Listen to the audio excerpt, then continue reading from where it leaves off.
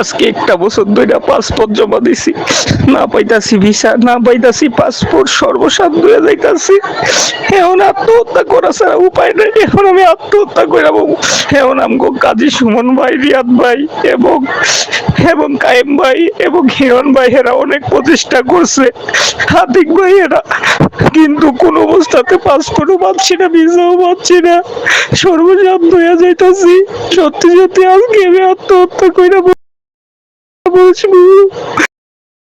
আমি যে টাকা সুদে লইছি আমি সর্বহারা হইয়া গেছি। আমি ঘর বাড়ি সব বিক্রি কইরা দিয়েছি। আমি এখন পথের নিঃস্ব।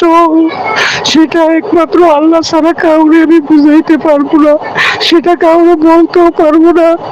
আমি গত আগস্ট মাসের 28 তারিখে জমা করছি সিলেট বিএসিবি, এবং আমি পাশে কাউরে পাই নাই, এবং সুদের টাকার জন্য বাড়ি ঘর সমস্ত কিছু আমার মানুষের পাওনাদাররা ভেঙ্গে লাইছে।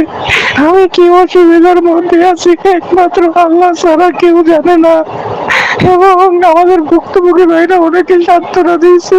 সান্ত্বনা তো আর আমার বুঝ মানে না এবং আর মন মানে না।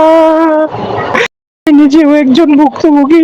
আজকে কতটা মাস হয়ে গেছে জমা দিছি, গত বছর আগস্টে জমা, আজকে প্রায় 14 মাস আমি সর্বশান্ত হয়ে যাইতে গেছি, এবং আমার মতন প্রতিটা পরিবার আজ ধ্বংস হয়ে যাইতেছে, এবং আমাদের নিয়ে কি মুখ খোলার মতন, প্রতিবাদ করার মতন কেউ নাই।